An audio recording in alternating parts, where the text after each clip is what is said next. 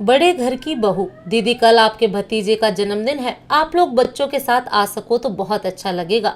अर्पिता ने मनुहार करते हुए अपनी ननद शालू को फोन किया। देखती हूँ भाभी, वैसे मुश्किल ही है क्योंकि आपके जीजा जी को कल जरूरी काम है। शालू ने ठंडी सी प्रतिक्रिया देकर फोन रख दिया। ननद का जवाब सुनकर अर्पिता का उत्साह ठंडा पड़ गया और वो वापस अपने काम में लग गई। उधर थोड़ी देर बाद ही ननद शालू ने तसल्ली करने के लिए अपनी माँ को फोन मिलाया। माँ, ये बड़ी भाभी का फोन क्यों आया था? मुझे चीकू के जन्मदिन पर बुलाने के लिए। क्या कोई बड़ी पार्टी रखी है इस बार? अरे नहीं बेटा, ये कहाँ बड़ी पार्टी रखेंगे, यूं ही घर पर केक काटेंगे। तू रहने दे, बेकार में आने जाने का खर्चा लगेगा। कमला जी फुसफुसाते हुए अपनी बेटी शालू से बोली। हाँ माँ, इसीलिए मैंने भी बहाना बनाकर मना कर दिया। कुछ लेती देती तो है नहीं, बस एक शगुन का लिफाफा पकड़ा देगी और खाना खिला देगी। पिछली बार जो साड़ी दी थी वो भी बिल्कुल आउट फैशन की थी। शालू शिकायत करते हुए बोली। दोनों माँ बेटी अर्पिता की बुराई करने में मगन थीं। अर्पिता बहुत ही सरल स्वभाव की थी, मायके से भी ज्यादा कुछ नहीं लाती थी और पति की कमाई भी सीमित थी, लेकिन अर्पिता को फिर भी किसी से कोई शिकायत नहीं थी। वो तो जितना मिलता उसी में संतुष्ट रहती थी। अर्पिता एक गरीब घर की बेटी थी, इसलिए ससुराल में सास ननद ने कभी उसे ऊंचा ओहदा नहीं दिया और ये मानसिकता तब और ज्यादा नीचे गिर गई जब कमला जी के छोटे बेटे की शादी एक पैसे वाले घर की लड़की नीलम से हुई और वो छोटी बहू बनकर उस घर में आ गई। उसके लाए महंगे तोहफे और दहेज ने उसे सबके सर माथे पर बिठा दिया था। घर के सारे काम अर्पिता के जिम्मे ही आते थे। नीलम तो कह देती, मैंने कभी अपने मायके में काम नहीं किया।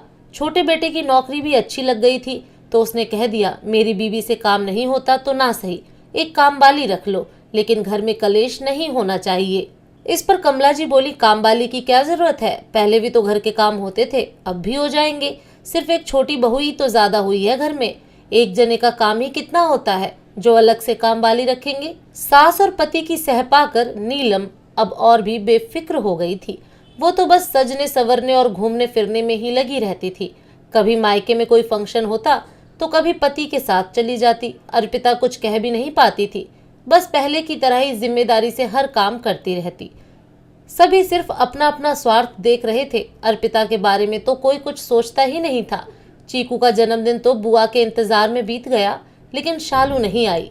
अगले महीने शालू के छोटे भाई भाभी की शादी की पहली सालगिरह थी। शालू बहुत उत्साहित थी कि वो लोग जरूर बहुत बड़ी पार्टी देंगे, लेकिन उनकी तरफ से कोई फोन भी नहीं आया। शालू ने अपनी माँ के पास फोन मिलाया। माँ, क्या छोटी भाभी और भाई अपनी सालगिरह की पार्टी नहीं रखेंगे? पता नहीं बेटा, लेकिन मैंने सुना था वो फोन पर कुछ होटल बुक करने की बात तो कर रही थी। कमला जी बोली, अच्छा, लगता है वो लोग कोई सरप्राइज पार्टी रख रहे हैं। मैं तो जरूर आऊंगी। मैंने भाई के लिए शर्ट और भाभी के लिए एक सूट भी लिया है गिफ्ट के लिए। चहकते हुए शालू बोली। बिना किसी बुलावे का इंतजार किए शालू सालगिरह के दिन मायके पधार गई। नीलम के कमरे में जाकर सालगिरह की बधाई देने के लिए जैसे ही शालू ने नीलम को गले लगाना चाहा, उसने हाथ से रुकने का इशारा किया। अरे दीदी, मैंने अभी अभी बाल सेट कराए हैं। शालू के पैर ठिठक गए। झेपते हुए उसने कहा, सॉरी भाभी, आपको सालगिरह की ढेर सारी शुभकामनाएं। देखिए, आप लोगों ने तो नहीं कहा, लेकिन मैं ही आपको सरप्राइज देने आ गई। थैंक्स दीदी, वो हमने बाहर का प्रोग्राम रखा था तो किसी को बुलाया नहीं। वैसे आपके भाई अभी आने वाले हैं, फिर हम दोनों होटल के लिए निकल जाएंगे। नीलम बोली। हम दोनों? मतलब आप लोगों ने कोई पार्टी नहीं रखी है? शालू हैरानी से पूछ बैठी। दीदी, पार्टी तो है, लेकिन हमने सिर्फ अपने फ्रेंड्स को ही इनवाइट किया है।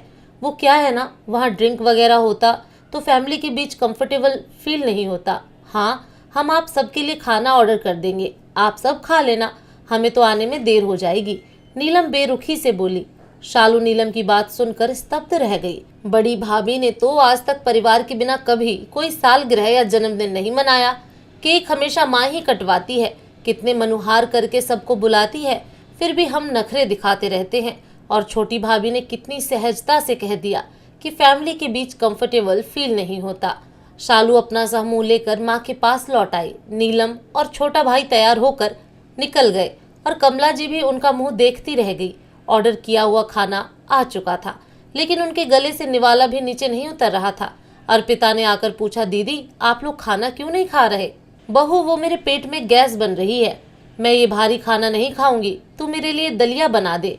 जी माँ जी, कहते हुए अर्पिता मुड़ने लगी तो शालू बोली, भाभी मेरे लिए भी दलिया ही बना लेना, ये खाना बहुत तीखा है, मुझे नहीं बचेगा। अर्पिता मुस्कुराते हुए रसोई में गई और दलिया बनाकर ले आई। आज वो दलिया भी दोनों माँ बेटी को बहुत स्वादिष्ट लग रहा था, क्योंकि उसमें अर्पिता का अपनापन और सम्मान घुला था, स्वार्थ नहीं। दोस्तों, आपको ये कहानी कैसी लगी कमेंट करके जरूर बताएं। फिर मिलूंगी एक नई कहानी के साथ।